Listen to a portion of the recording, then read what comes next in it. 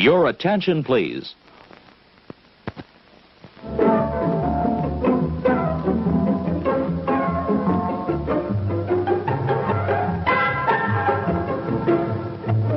And now, on with the show.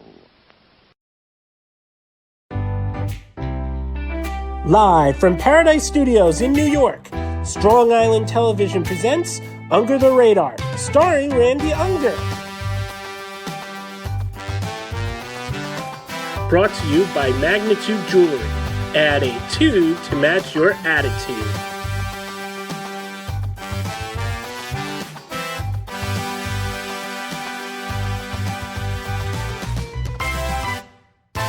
Tonight, Randy will be interviewing fitness and nutrition specialist Vinnie Tortorich of the new documentary, Fat, a documentary. Randy will also be reviewing the new films Ad Astra and Rambo, Last Blood, with special guest critics Jason Konigsberg and Evan Laws. And now, here's your host, Randy Unger. Hey guys, I'm Randy Unger, and this is another edition of Under the Radar, where we talk all things film. And you may be asking yourself, why is this gentleman dressed this way? I actually had an event today with the New York City Ghostbusters. We were in Bayside, Queens at a street fair, and we were teaching kids how to make slime. And yeah, I'm a little tired, I'll admit, but the show must go on. And I want to welcome fitness and nutrition specialist Vinnie Tortorich of the new documentary Fat, a documentary. Vinnie, how's it going? Randy, thanks for having me on, especially on a Sunday. And what are you doing making slime? Kids still play with slime? Is that a thing? Yeah, it's still and they make it themselves. It's borax, water, and Elmer's glue, and kids have a great time with it. It's a lot of fun. I love it. I didn't know kids were still into that. You know, they all have their cell phones out now, just staring down. It's good to know that kids are still out there making slime. Mm-hmm. And I hope that carries on from them making that to using their hands to do other things other than using the thumbs all the time. I totally agree. So, yeah, we provide a service. It's kind of an old school service. And yeah, it's a wonderful toy. You know, they could keep it with them. They just have to refrigerate it at night. But you know, it's a fun little toy, and I'm happy to be a part of it. So yeah. Yeah, good. You know, it's funny because when I was a kid, I tell this to people all the time. You know, it makes me sound like Gran Torino. When I was a kid, we actually did things, but it's really true. I mean, we would have hammers and nails, and we would build things. And there wasn't, there should have probably have been more supervision, but there wasn't a whole lot of supervision with my brother and I. My parents were just okay with us sawing things and hammering things. Of course, we ended up in the hospital a couple of times. Right. It's just the way it was. Well, that's cool. Sounds like you had a very interesting childhood there. Yeah, I grew up in the swamps of Louisiana, and it was almost like, like the Our Gang. You know, we would play as kids and build things and do things. I was telling someone else in an interview, they were asking me they said, you seem to know a lot about car engines, even though I'm not a real car engine guy. I said, my dad had my brother and I build a 6-cylinder combustible engine. I think I was 11 and Michael was 12. Wow. And we built an engine from scratch, and we got to see it run, and my dad put it in an old pickup truck. But it's those kinds of things I think kids are missing out on nowadays. I totally agree. But on to the task at hand. The thing we want to talk about today is Fat, a documentary. Tell everybody about the film and what you hope it achieves. Well, the film, it's about how we got fat as a nation. I've been in the health and fitness business for 40 years. Most of that time, the past 30 years in Hollywood, training celebrities and that sort of thing. And, I started watching the country get fatter and fatter in the 80s. By the time we got to the 90s, when I was a kid, nobody was fat. Then in the 90s, people were worried about fat. By the time we got to 2000, you would see morbidly obese people everywhere. Now it's at epidemic stage, and everyone would come to me, and I had had and still do have a really popular podcast called Fitness Confidential Podcast. We get like, I don't know, 1 million downloads a month. And I had a book by the same name, Fitness Confidential, and it still sells after 7 years on Amazon like hotcakes. And of course, when all these propaganda films come out, these vegan propaganda films, and hey, we're killing the earth with meat things, people kept saying, why don't you do a propaganda film in the opposite direction? I refused to do that. I said, I'll do one step better. How about I just don't make it an agenda-based film? I will just show the world how we got fat, where it started, and where we are now. It only started 150 years ago, and we're there now, and we have a problem on our hands, Right. and we need to figure out how to reverse that problem. Okay. So when did you personally get fascinated with fitness and nutrition? I was the ripe old age of 8. I saw Jack LaLanne on television, and he looked like a real-life superhero to me. I realized he wasn't like Batman or Superman who could fly. I knew people couldn't really fly.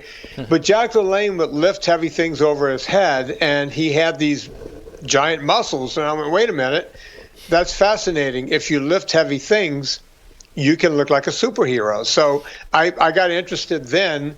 I walked into a gym right around that time. There was a guy in my hometown, an Italian gentleman, who had a gym in his garage, and he started showing me how to do push-ups and pull-ups. And I basically have never walked out of a gym. I went on to Tulane University, got my degree in nutrition and exercise physiology, and the story goes on from there. Who are some of the big names that you've trained? We don't talk a lot about that because most of my clients, I'll mention a couple, people like Howie Mandel, who's still around and out there in Hollywood. And people know about Howie because he's talked about me. We've been on television together and that sort of thing. People remember, who else do they know me for being in public with? I don't know, several of them who you could probably go Wikipedia and find out. Okay. But most of my clients were at such a level that if the names came out, it doesn't matter anymore, but I've always kept it secret. But whenever celebrities would get in trouble and they would say sources close to, it was usually the trainer or the masseuse or maybe someone who worked in their house, the cleaning lady. And I learned early on that probably not the best thing to do is to talk about these people. Okay. Suffice it to say, a lot of rock stars, a lot of the biggest comedians on the planet. So whoever you could think of as the biggest comedians on the planet, they've been there. And a couple of huge rappers, not to mention singing stars that went on to be, some of the biggest singing stars in the world. Also, some pretty big name red carpet people. And that's kind of how I made my name in Hollywood. Sometimes when a movie is made, the actress does the movie, she looks great. In between the time that the movie was made and the time that the movie came out, they might have had a baby and gained some weight. So Hollywood would call guys like me in because we were known as quick weight loss experts. Okay. And I was one of those 2 or 3 guys that would get the call to go in to knock the weight off of them so that they can walk the red carpet and sell a film and so on. All right. Now, not to give much away, but what is the number one thing people should avoid in their diet? Probably, the number one thing or 2 things, sugars and grains, because they both act the same way in your body. And I know people go, wait a minute, aren't grains supposed to be healthy? I eat cereal every morning. They say it's heart healthy and it's good for you. Grains are one of the most egregious things you could put in your body. It causes a glycogen load. It causes us to get fat. It causes heart disease. It causes inflammation. There's nothing good about grains. So even probably more than table sugar would be those heart-healthy grains. Okay. Now, what has been your research process like? It seems like you're very scientific about this. What has that process been like, learning about this topic? Randy, I'm glad you're asking that question because a lot of people go, well, wait a minute, you're a dumb trainer. Well, okay, I don't know if I'm a dumb trainer. I do have degrees in this from a major university. I didn't take some online training thing. I've been doing this for 40 years. But when I wrote the book Fitness Confidential, a lot of these doctors, a lot of cardiologists, a lot of these major doctors from around the world, people who not only are MDs, they're MDs, but they're research scientists. They started coming onto my podcast, which gave me credibility. It was like, wait a minute, you're saying this, but you have people like Robert Lustig, who is one of the foremost authorities on the planet in childhood obesity, backing me up. You have people like Gary Taubes and Nina Teicholz and Perlmutter, the guy who wrote Grain Brain, and William Davis, who wrote Wheat Belly. All these guys were coming on my show, which gave me credibility. So then people started going, wait, maybe he's not so dumb after all. Maybe he's not a dumb trainer. But every top expert in the world started coming on the podcast saying the same things I was saying, and they were basically backing me up on this. So it gave it all credibility. Okay. And do you tour? Do you go to campuses and events and conventions and spread the word? I do. I'm just off the road today. I'm now traveling the way my rock star and and my big comedian clients used to travel. I do not get to travel on a private jet because I don't make that kind of money. I travel like them. I don't make the money they made. Okay. I'm at universities. I was in Dayton, Ohio. I feel like I have their kind of schedule. I was in Dayton. Next week, I think I'm in Flagstaff, Arizona. I go straight from there to San Francisco. I was in Europe earlier this summer. It seems to be, I'm everywhere. I was in Amsterdam last year. It sounds like a rock star schedule because now I'm getting hired to go talk to groups and organizations.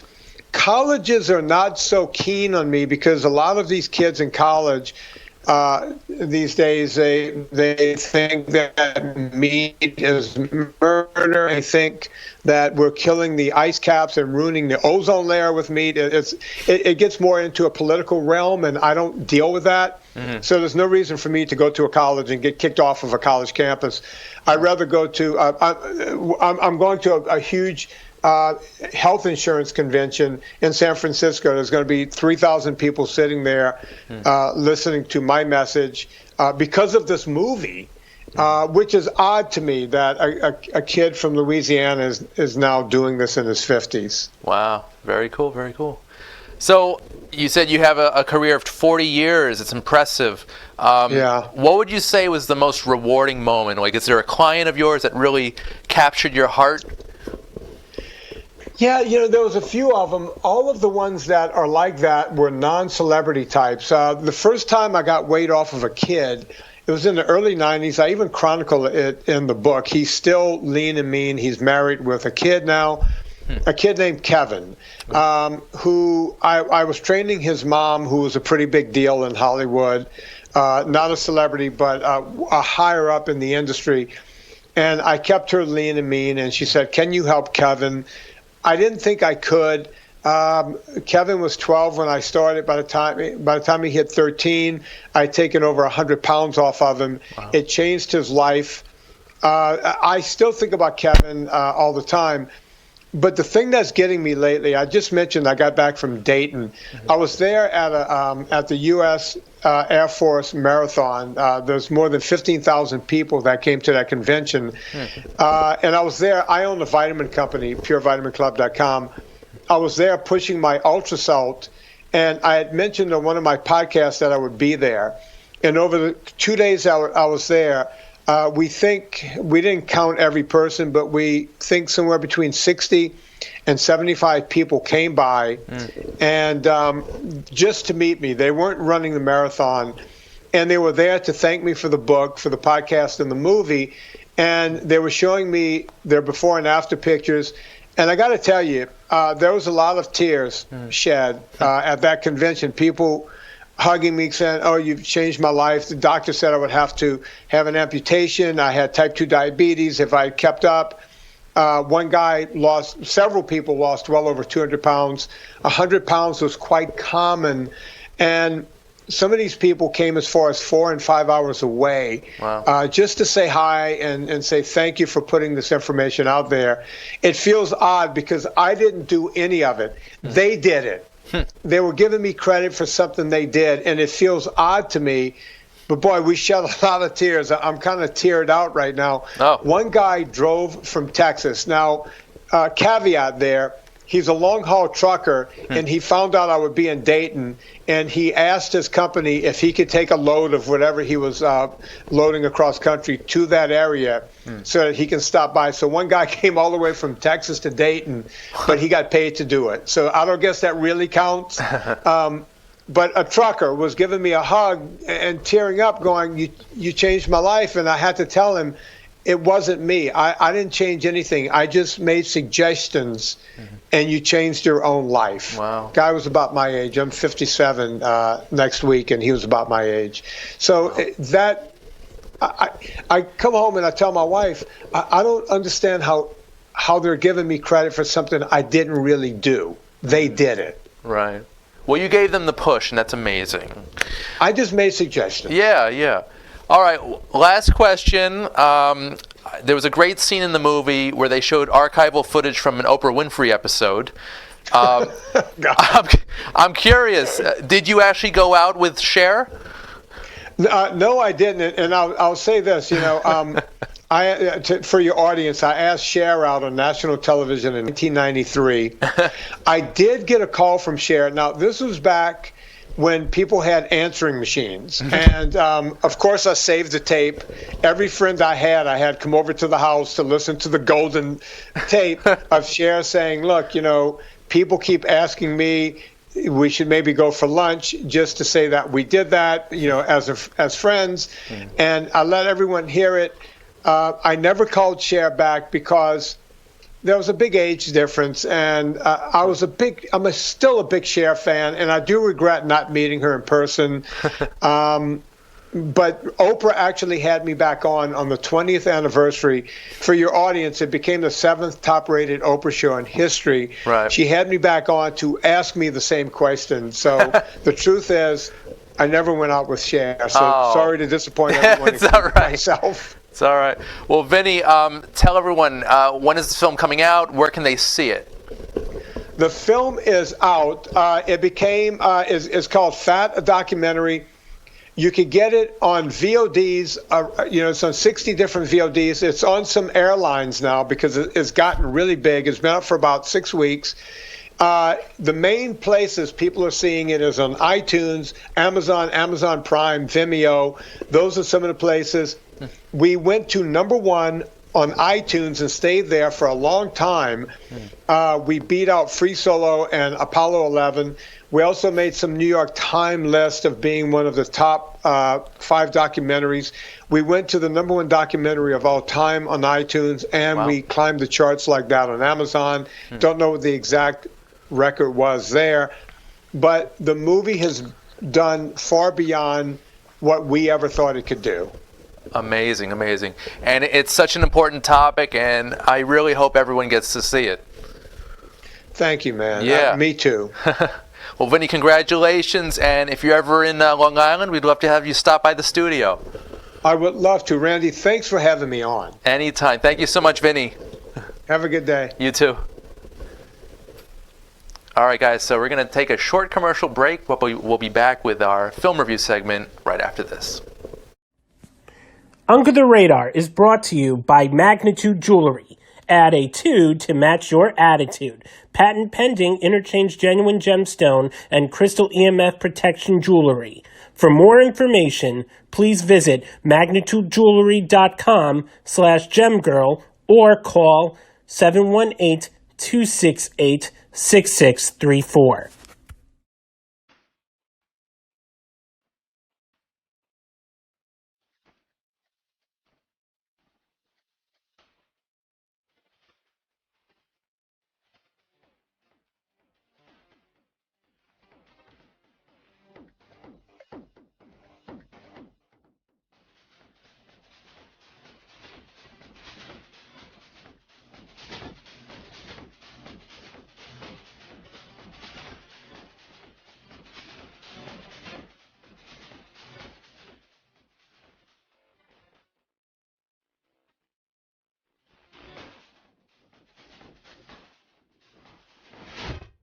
And we're back. Hey guys, Randy Younger, Under the Radar, where we talk all things film. And like I mentioned earlier, you might be wondering why I'm dressed this way and why this gentleman is dressed this way. Evan Laws and I were actually members of the New York City Ghostbusters, in case you don't know. And we were just literally coming off an event in Bayside, Queens. It was a street fair, and we were there just spreading cheer and teaching kids how to make slime. I didn't get the memo. Yeah, Jason didn't know. It's okay. You were there in spirit. Yes, I Pardon was. the pun there. Evan Laws, welcome. Yes. How's it going? All is well. How about you? I'm good. This is your first time here. It's first time ever being on the show. Thank you for having me. Anytime. This is very cool. I'm happy to have you. Yes, indeed. And Jason Konigsberg. Hello, sir. Hello. No stranger to the couch. No, not at all. Yeah. I was actually afraid our suits were going to blend into the couch, but it doesn't look that bad, actually. What do you think? Yeah, I'm on sorts of khaki and the couch is brown, so I don't think it's going to be a complete No, it's fine. We'll be okay. All right, guys. So we have two films to talk about. Unfortunately, Evan, you didn't have time to watch all of them. Right, exactly. You watched part of one, which is enough. Yes. Okay. And that one is called Ad Astra. Yes, Ad Astra, yes. And there you have Brad Pitt in space. He is an astronaut on the quest to find his long-lost father and answers of his own humanity. I thought this was just a cheap imitation of 2001. I wasn't impressed. I know Jason might disagree. I very much disagree. I thought this was a really good movie. Not so much as a good space adventure for one, but a really good story about a father and a son, and going to great lengths. Yeah, Tommy Lee Jones was fine in his small role. Yes. I thought Brad Pitt was really good in his leading role. He was he's always F. I disagrry. I think he's gotten better with age, like wine. Really? I think he's really.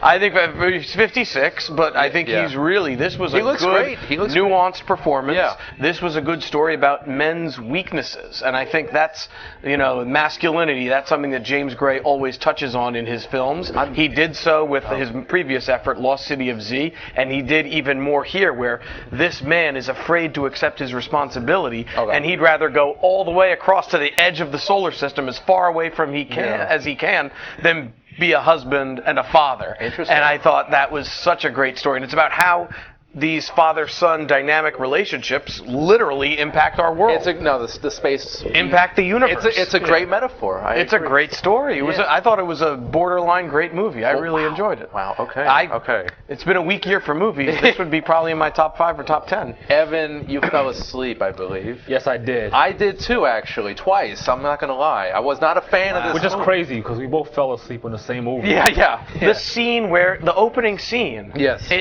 When he's up on that big tower that's on the edge of the atmosphere going into space, and I just with the whole free-falling scene, I found myself, and I don't do this often, leaning forward, wanting to get immersed. I saw it big screen IMAX. And you don't like a lot of movies we in, review on the show. But I like this one. This did. reminded me of 2001. It reminded me of Apocalypse Now. A lot of the scene, he's on this mission searching. I found myself the scene where the rescue mission that goes wrong, involving an animal. I don't want to ruin any spoilers, but that had me going, whoa, I didn't know what I was watching there. And then at the end, floating around the planet, going through the debris, the rocks, and through the rings. Before the show, we touched on the moon buggy scene. That was cool. Yeah. It was like a chase scene on the moon. Yeah. That was good. And I thought this was a good, realistic space movie. Like 2001, these both have elements of some science fiction. And you have to, to say realistic,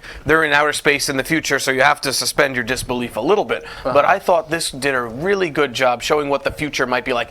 Commercial flights to space. Oh, could I have a blanket and a pillow? That's an extra $125. Blanket and pillow package for an extra $125. That seems, it's cynical, it's pessimistic, but it felt realistic. Evan, are you a fan of space travel movies, like science fiction type stuff? Well, I've always liked the Star Trek films. Okay, it's a little different than this, but that's still cool. Yeah. I've watched a little Lost in Space here and there. The original series? The original, yes. And I know they came out with a really terrible movie in 1998. The remake was worse. Yeah. I must say, I saw it in theaters, didn't like. Yeah, I saw that in theaters too. Yeah. William Hurt and Mimi Rogers, Gary Oldman, great actors. Who was the wife in that? I think Mimi Rogers. Okay. Dr. Smith was Gary Oldman. And he was the Matt villain. LeBlanc in that? Matt LeBlanc and Heather Graham were in it. It was just a weird, who's hot in the 90s. Yeah. William Hurt was maybe the only one that was kind of a fading star at the time. Yeah. Okay. But, favorite sci-fi movie, Jason? I mentioned 2001, so I've got to go with 2001 up there. I do love the Star Trek series. Most of the movies Aliens, I think, might be mine. Alien and Aliens, two outstanding They complement movies, each other well. Yes, Yeah, they two do, very definitely. different but outstanding films. For realistic space, we mentioned before the show Apollo 13. Yeah, I That's actually a good rewatched one. it last night. Okay, that's a really good one. And I met I met Brian Grazer at the 92nd Street Y. There was a talk between Brian Grazer and Ron Howard, who directed and produced Apollo 13, respectively. And Grazer was totally cool. He signed my Apollo 13 Blu-ray and my this new book he's promoting. So it's called I think it's called The Art of Human Connection. So check that out. Should be a good read. Now you got me thinking about other space movies. Yeah. Total Recall.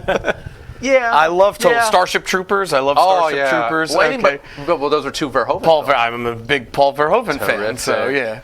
But I think 2001 and Aliens. 2001 and Aliens, those three might be way. Oh, Close Encounters that's not really a space travel movie. Close Encounters of the Third Kind. Yeah. So sci-fi. There's a lot of good ones. Space travel. And Pluto Nash with Eddie Murphy. Of course. I was being sarcastic, people. That's like one of the worst movies out of 2002. It's not as terrible as I remember it, but it's not good either. I love the score by John Powell. He's one of my favorite. He did Shrek and Ants. Okay, I didn't know that. But it's very cartoony. He's excellent. Yeah, it had a good cast, just wasn't very funny. That had Randy Quaid as like a... Randy Quaid was like a robot. He looked like a giant mini-me. Alec Baldwin was in it for some reason. Jay Moore. It's so random. It's a very random. Pam Grier was his mother. Okay. It was Pluto Nash's mother, yeah. They're not that different in age. Eddie Murphy's young. When he was famous when he got young. He's now 57, right? 58? He was born in 61. 58. Okay. So, yeah. He'll be 58, or he is 58. So I don't know how old He must have been in his 40s in that movie, I guess. Yeah, I guess so, yeah. His 30s or 40s, I guess, if I'm not mistaken. Yeah. He was, he hasn't really aged. He got famous very young. He got SNL. He was 19 when he started SNL. He looks like he has not aged since 1990. Good for him. Yeah. God bless him. Yeah. Okay, that's great. And He he's coming still out with looks a like new the movie. same Buddy Love from Nutty Professor. Oh, yes, pretty much there. He looks like the same Buddy Love. Yeah. He looks older than he did in 48 Hours and Beverly Hills Cop. But from Nutty Professor on, Dr. Dolittle, Bowfinger, Kit Ramsey. And Tower Heist, too. Tower Heist. Beverly Hills Cop 3, Yeah. he sort of looked like his younger self. A little bit. That was 94. 94, 95, 96 was 96 was Nutty Nutty He had a younger Professor, facial structure. He had an afro. He did, yeah. He did. So he just looks great. And he's and he's been in a lot of great movies. And he's Coming still to in good shape, America, too. Trading Places. I'd say Trading Places is my Randolph Mortimer Unger, as I call We it. always come back to John Landis for some reason. John Landis makes great And the movies. Golden Child, too. The Golden Child. That's That's a good a Eddie Murphy. truly Yes. underrated film. Yes. Yeah. But That came out the same year as I love these Big Trouble in Little I watched that on China. Netflix.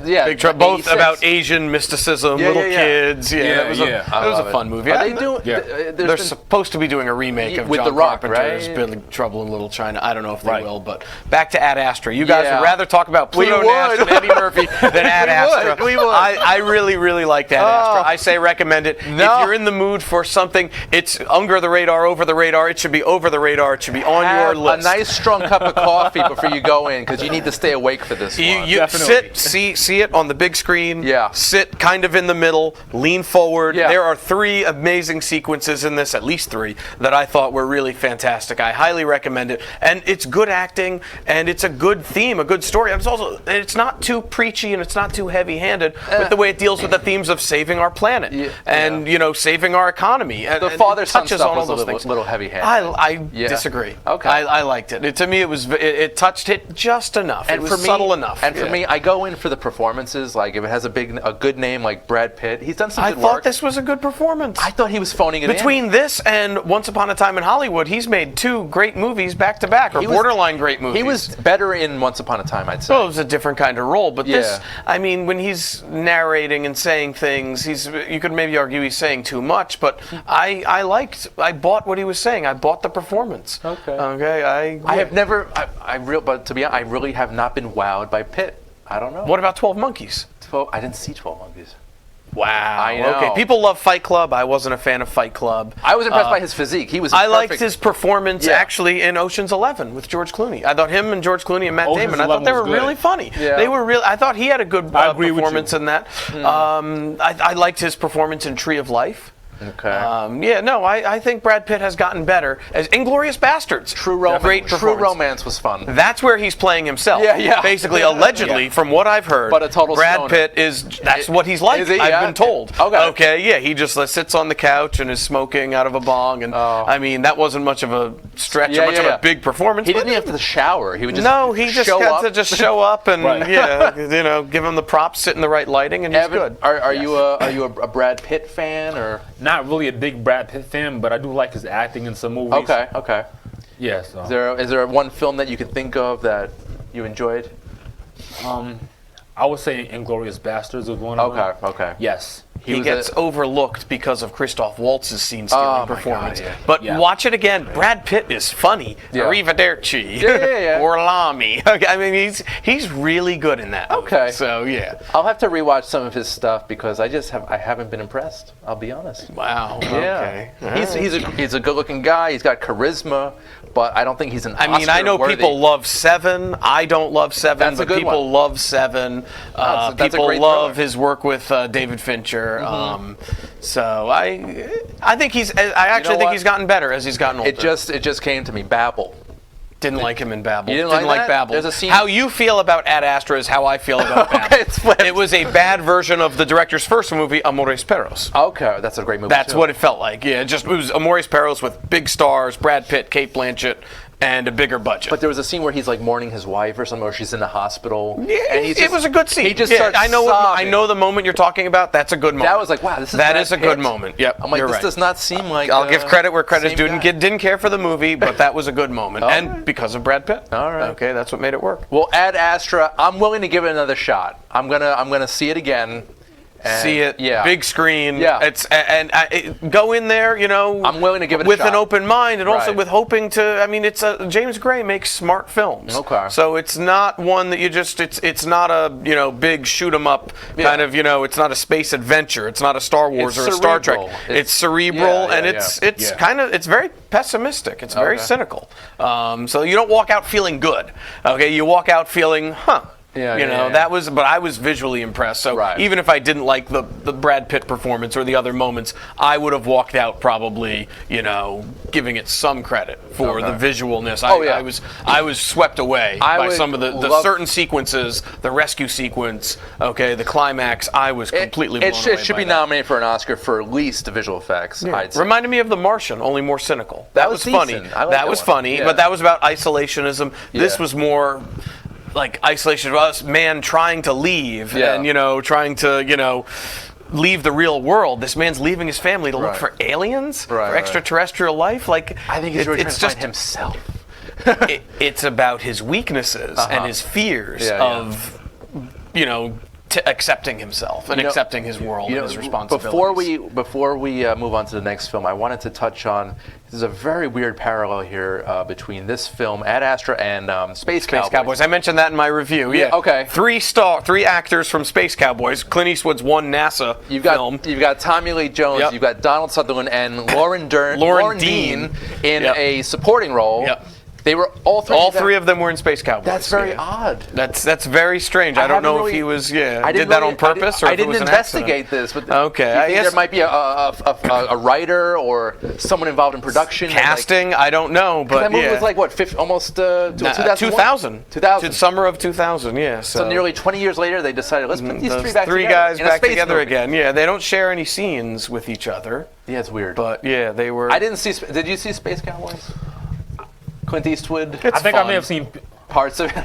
Parts of it, yeah, bits and pieces of it, but not the whole movie. That's though. like a movie. It's on TV, like I saw it in the theaters. I Yeah. thought it was fun. I Yeah. mean, I am for the most part a Clint Eastwood fan. This was before Clint Eastwood became like the Oscar darling with Right. he had an Oscar already for Unforgiven. Right, But right. it was just a fun, lighthearted summer movie, and I enjoyed it. I went from Pluto Nash to Space Cowboys. Summer of 2000 and 2002. Yeah, all Good these. time. I like Spaceballs. That was another. Okay, well that's a great. That's a great comedy. That's a great Yes, spoof. Yeah. that is an awesome sci-fi comedy.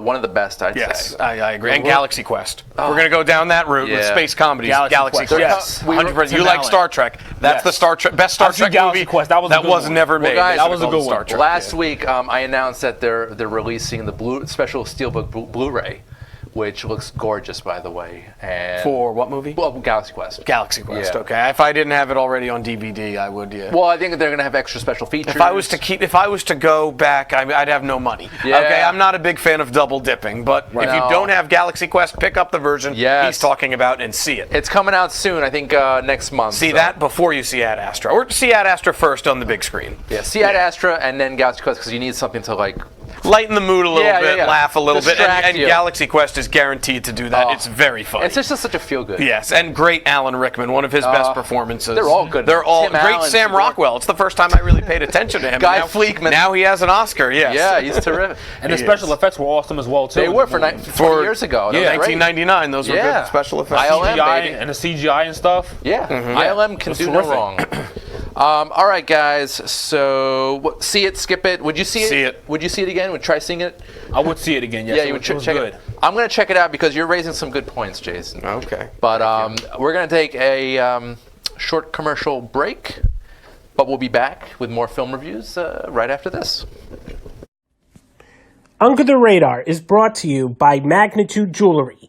Add a 2 to match your attitude. Patent pending interchange genuine gemstone and crystal EMF protection jewelry. For more information, please visit magnitudejewelry.com/gemgirl or call 718-268-6634.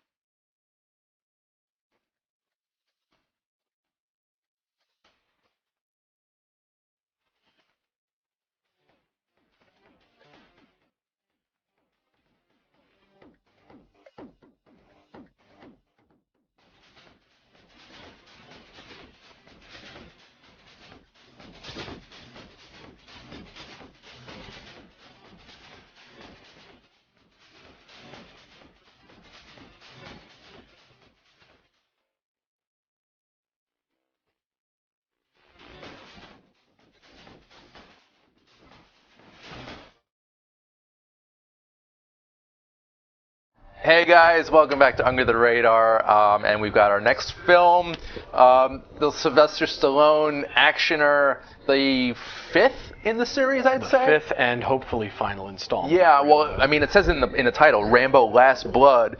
There's Sly Stallone right there. That's terrible. That was a little more like Seinfeld than Wasn't Stallone. There's Sly Stallone right there.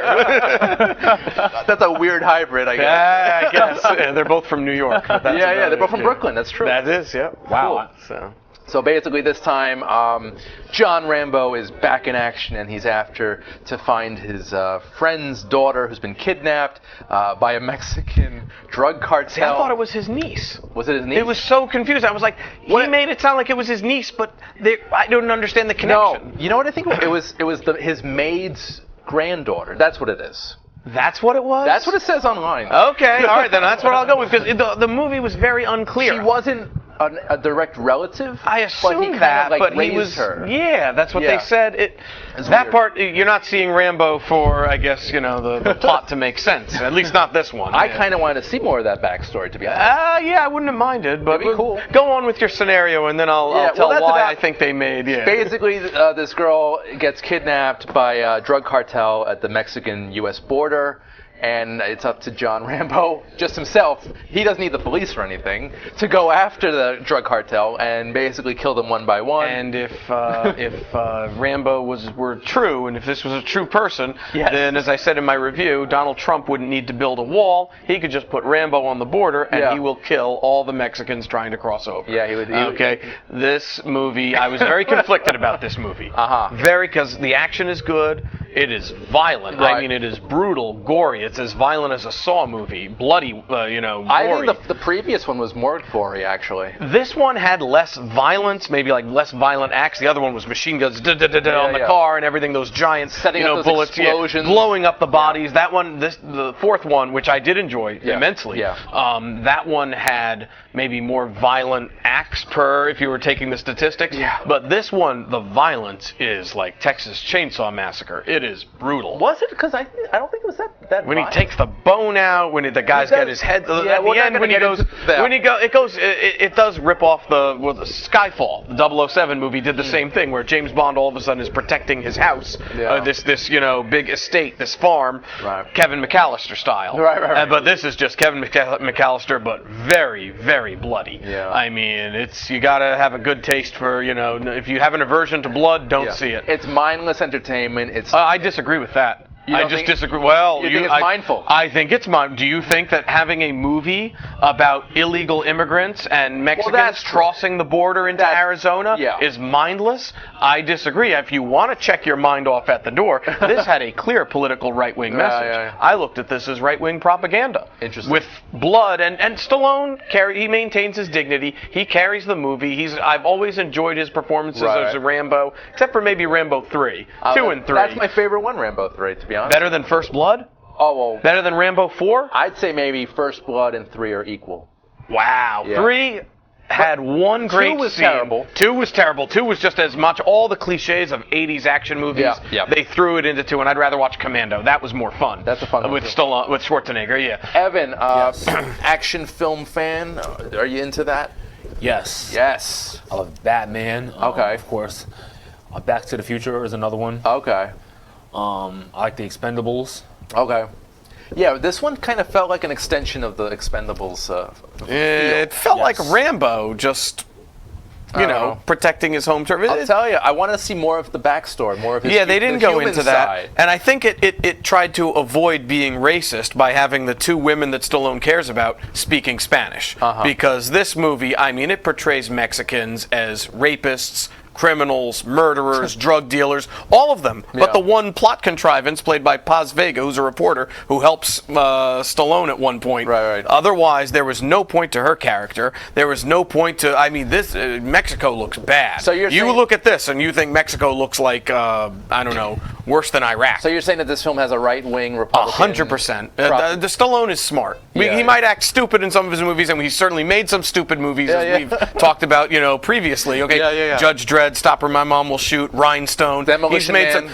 Demolition Man wasn't. That was a little smarter than the ones I mentioned. Cliffhanger is pretty. Cliffhanger's fantastic. Yeah. Cliffhanger's his best movie of the '90s. But he's a smart person. He doesn't do things by accident. He picked this script. He knew what he was going into, and this. After watching this movie, you're going to think, we need a wall too. Because all you need is a pickup truck to cross the border, and that's it. Okay, and no one's going to stop you, then no one could stop them. So it definitely had an ulterior motive. And I think Rambo 4, which we both enjoyed from 2008, just called Rambo, I thought that had a good message about human rights violations in Burma. So these Rambo movies, they're more than just blood and guts and action if you want them to be. So even with First Blood, they comment on post-traumatic First Blood was very smart. Yeah. That was an excellent movie about the veteran experience. Okay, and then the second one is more about the feelings of Vietnam. The feelings of Vietnam and trying to get the missing in action, the POWs out. Yeah. And the third one was more about the Soviets in Afghanistan.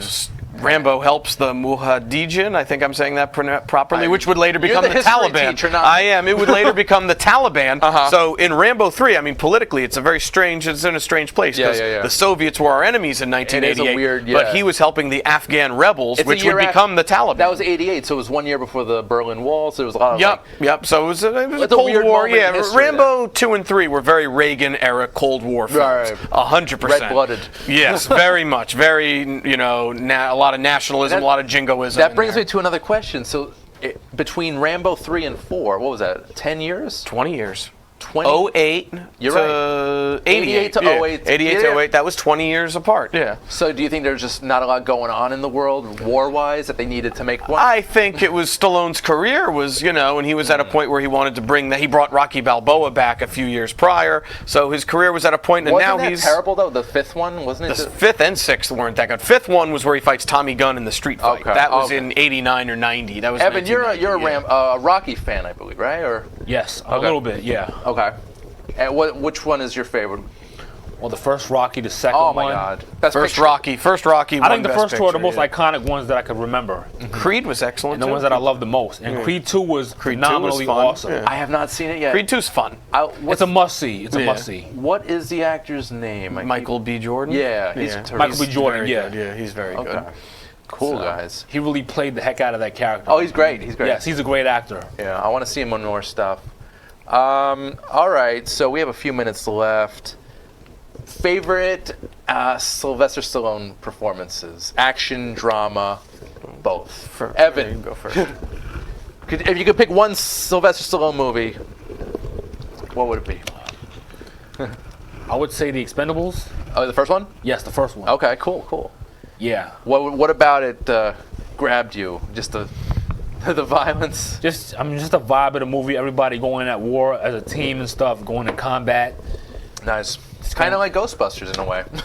Pretty much everybody's doing the team up. Yeah. So that's pretty much what it is. Okay. Nice. That's what I like about it. Cool. Everybody working together, making the movie come along great. Yeah, and Stallone directed the Definitely. first two? I think he did. He didn't direct If Rocky I'm not 1. mistaken. I think he directed 2, No, 3, Expendables. 4. Expendables. Expendables? I don't know. He might have I directed think he directed them. the first I'm one. not sure. Yeah, Yeah. I'm not sure. Okay. Wasn't a big Expendables fan. I saw the first 2. I didn't see 3. I didn't see three either. But Jason, favorite Sly Stallone? Rocky has to be up Yeah. there. Rocky, I mean, it's, I know you it's the maybe have a cliche few. answer. First Blood, I think, was terrific. I like his performance in Copland. I like the acting in that more than I actually like the movie. Underrated Yeah. film, I'd say. That's another one I'm conflicted on. Like, what's your final verdict on Rambo: Last Blood? Oh. Because I say don't see it. Let it remain under the radar. Really? I say don't see it. But it's not terrible. I thought you liked it. I gave it 2.5. I was thought you liked conflicted. it, more than that. I can't support something that's that pro-Trump. I can't. And it was Pushing that aside. It was kind of stupid. Pushing the agenda aside. It was kind of stupid. It was stupid. The Home Alone, They're all the whole stupid. thing. I disagree. I think Rambo 4 first- was very smart. I think First Blood was very I smart. think First Blood might be the only smart one. I liked Rambo. Give Rambo 4. The reason why has the a- violence was a 50 gratuitous. caliber No, machine but gun. it was a warning cry. Blowing people apart. That movie was an outcry about look at what's going on here. It's this bad. We need to do something. It raised awareness about an issue that U.S. news media does not want to talk about. Right, so right. I give Rambo, the fourth Rambo film, a lot of credit. Wow. Yeah. Okay. Just Rambo. Just Rambo. And, okay, other Stallone movies? Yeah. Cliffhanger. I'd say Okay. that's his best movie from the 90s. And same year, 1993, Demolition Man. That might be my all-time. Fun movie. Stupid a fun movie, one. but it's a fun Snipes. movie. Wesley Snipes. He's a yeah. terrific villain. It's got a great cast. Definitely. You got Sandra Bullock, Benjamin Bratt, Rob Schneider, Dennis Leary in the Underground. You got Otho from It's a very Beetlejuice. 90s. Yeah. It's a very 90s film. And Big you've got chubby guy. And you've got the 3 seashells, which I'm not going to get into the specifics because I know how to use them. I've Googled this few Okay. I don't know why. I like Judge Dredd as far as the Yeah. fun. It's a terrible movie, Judge Dredd, but And- the music, Alan Silvestri's score. You love music scores. Jerry Goldsmith wrote the Jerry trailer Goldsmith music. did the well. Jerry Goldsmith did the music for the first 3 Rambo He films. did very good. Yeah, Yes. good- oh, we good didn't even touch composer. it. We just mentioned it now. I feel bad because Well, the new Rambo had that score. It had the theme. It the did. long road, Yeah, from yeah. the first one. Yeah. So I mean, I'm conflicted. Yeah. It was stupid. It was bloody fun, I guess, yeah. but I can't. The message just didn't sit well with me. Okay. How he portrayed all Mexicans being that one type. I Yeah. thought that was pretty bad. Yeah. Well, So you don't want to go to Mexico on vacation after seeing this movie. All right. kind of like that Owen Wilson movie from a few years back, where he goes on vacation with his family. And Oh, that was in Thailand or something with Pierce Brosnan. no, I don't. Was he in that? Was he the villain? I know He was helping his family get out. Yeah, I think it yeah. was called No Escape. That sounds Which right. I like the Ray Liotta No Escape for the futuristic prison movie Yeah, from the Ernie 90s. Hudson. I like Ernie Hudson. Good Ernie Hudson Nice. movie. Yeah, I like that 90s, movie man. more. Yeah, It's great. So All right. Well, I say see it, but don't pay to go see it. If it comes up on cable, that's good. That's Check good it out. advice. Good enough. Right? I support that Thank you, recommendation. thank Yeah. Or watch it on a Fire Stick if you can. if you can, that's fine too. Yep. Okay, guys. So we've got a few minutes left. Any plugs? Anything we want to talk about that's coming up? Any events? Any? I always have plugs. Yeah, I know. Evan, anything you want to share with everybody? Well, I got this event coming that's called New York Comic Con. Oh, just a little event. Just a little event, right? Yeah, a little event. You know. Nothing extravagant. What are you gonna cosplay as this year? Thursday and Friday I'm doing Ghostbusters. Saturday I'm doing Batman. Sunday I'm doing Robin. Nice.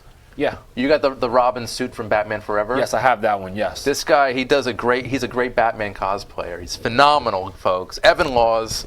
And Thank you. Which version of Batman are you doing? I'm doing the Val Kilmer version of Batman. The Sonar suit? Yes. That's a great suit. Better than the Batman and Robin suit. Definitely, I agree. That's the worst one. I agree. After Batman Forever, it's just downhill in terms of suits. Oh yeah, it is. I like the new ones. Yeah? The Christian Bale ones. He can't move his head, really. It's just, I don't Yeah, know. because the neck is stiff. It's all solid. And it's Well, all it is attached to in the shoulders. In Batman Begins it is, but in the second one, he has that changed. Right. He tells, who's he tell? Morgan In the Freeman. Dark Knight. That's Right. when he starts turning his head. Yeah. That's when he has that mobility. But my favorite would have to be the Batman Returns suit. It's just so sleek and perfect. I love the Keaton suits. Yeah, Keaton's the man. And even Val Kilmer in the first half of Batman Forever. Yes, is great indeed. Too. Cool. Indeed. All right. Jason, what do you have to Plugs. Let's hear it. Actually, you're all this talk about Batman. I just wrote an article on my website about a week ago or earlier this week, the best movie Jokers, in honor of the new Joaquin Phoenix movie coming out. There have been 5 actors to play Joker in a theatrically released film. I rank them from worst to best. So you could check that out. You could check out my article, The Top 20 Movies of 1999, looking back 20 years on the year that changed movies. My article about De Niro and Pacino, what happened. So I've got a lot of stuff going on at panandslam.com. Yeah, hopefully The Irishman will be a return to form for those 2 legendary actors. But you could check out all my reviews and more. You could read them, listen to them, whatever you want at panandslam.com, www.panandslam.com. Follow me on Twitter, Jason K. Critic. Follow me on Facebook. Feel free to read, comment, like, whatever you want on panandslam.com. Okay.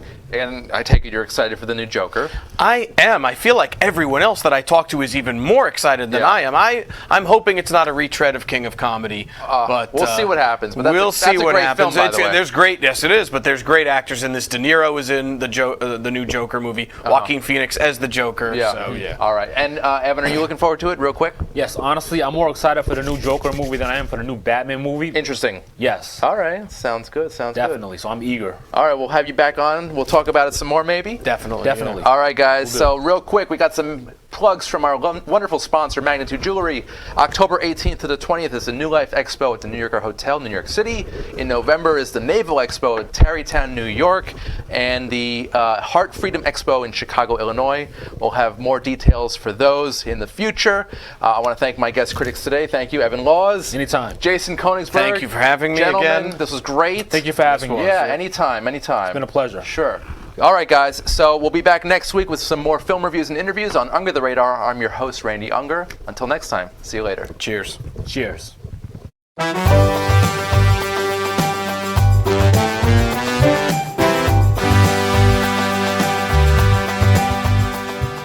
Under the Radar is all new next week with more movie reviews and interviews on Strong Island Radio and Television. Stay tuned. We'll see you next week.